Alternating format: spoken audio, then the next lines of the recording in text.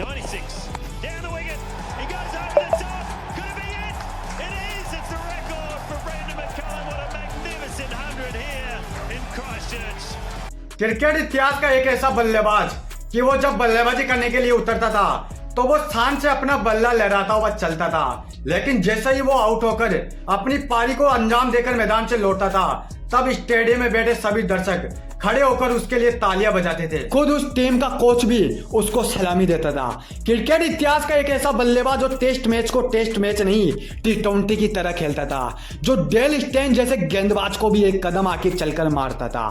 ये कहानी है मेरे भाई न्यूजीलैंड के वन ऑफ द बेस्ट बल्लेबाज ब्रेंडन मैकुलम की। ऐसे टेस्ट मैच की कहानी जिसमें इस बल्लेबाज ने पूरी दुनिया को बताया था कि मेरे से ऊपर कोई दूसरा बल्लेबाज इस पूरी दुनिया में नहीं है। New Zealand versus Australia test series toss हारकर पहले बल्लेबाजी करने के लिए आई न्यूजीलैंड टीम की ओर से पारी की शुरुआत करने मार्टिन गप्टिल और टॉम लेथम की जोड़ी मैदान पर आती है, लेकिन पहले तो मार्टिन गप्टिल, उसके बाद back to back Tom Latham एक के बाद एक आउट होकर मैदान से लौट चले जाते हैं। वॉइस कप्तान केन विलियमसन भी 7 रन के स्कोर पर ही ढेर हो जाते हैं।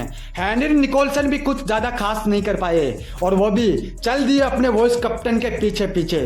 28 रन के स्कोर पर अपने 4 विकेट खो चुकी न्यूजीलैंड एक मुश्किल स्थिति में फंस चुकी थी। यहां से वापसी करना लगभग नामुमकिन था। ऑस्ट्रेलिया की गेंदबाजी इस मैच पर हावी हो चुके थे। इसी बीच मुश्किल स्थिति में फंसी हुई अपनी टीम को बाहर निकालने के लिए कप्तान ने खुद जिम्मेदारी संभाली। कप्तान के साथ कोरी एंडरसन मौजूद थे। न्यूजीलैंड के 4 बल्लेबाजों को पवेलियन लौटाकर ऑस्ट्रेलिया के गेंदबाजों को लग रहा था कि हम जल्दी से जल्दी न्यूजीलैंड के इन सभी बल्लेबाजों को आउट करके यह मैच जीतकर इस सीरीज में बढ़त बना लेंगे, लेकिन इनकी यह सोच गलत साबित हुई। जिस टेस्ट मैच के अंदर बल्लेबाज गेंदों को डिफेंड कर करके खेलते हैं, इसी टेस्ट मैच में ब्रेंडन मैकुलम ने वो किया जो दुनिया का कोई भी बल्लेबाज आज तक नहीं कर पाया।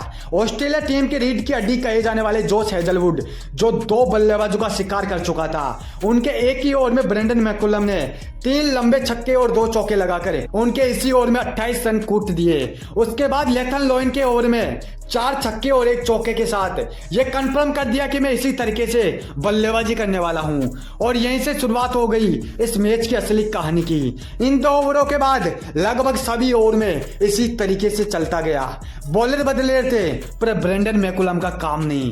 कप्तान की इस पारी को देखकर स्टेडियम में मौजूद सभी दर्शक एक दूसरे का चेहरा देखने लगे थे। उनको समझ में नहीं आ रहा था कि भाई ये कोई वनडे मैच चल रहा है या कोई T20 मैच चल रहा है। ब्रेंडन मैकुलम दानव का रूप ले चुके थे, अब उनको रोकना नामुमकिन था। और देखते ही देखते ब्रेंडन मैकुलम ने टेस्ट क्रिकेट के अंदर सबसे कम गेंदों में शतक ठोकने का कारनामा अपने नाम कर लिया, लेकिन वो यहीं पर ही थोड़ी रुकने वाले थे। उस दिन ब्रेंडन मैकुलम ने कसम खा ली थी कि मैं जब तक मैदान से नहीं लौटूंगा, कि जब तक मैं अपनी टीम को एक अच्छे स्कोर तक नहीं पहुंचा दूं। वही कहानी, वही खेल, वही गेंदबाज और मेरे दोस्त वही बल्लेबाज। शतक के बाद भी ब्रेंडन मैकुलम ने अपने खेल को इसी तरीके से जारी रखा और 79 गेंदों में 145 रन की एक महाविध्वंसक पारी खेलकर मैदान से लौट गए।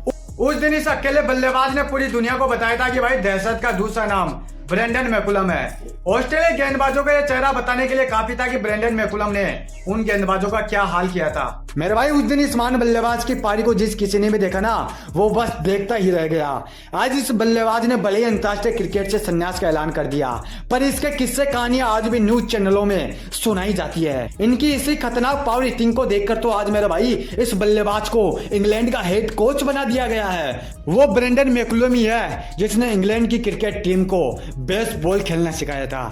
मेरे भाई आज इस बल्लेबाज के लिए एक लाइक तो बनता है, और क्रिकेट के ऐसे किस्से कहानियां सुनने के लिए हमारे चैनल को जरूर सब्सक्राइब करके जाना।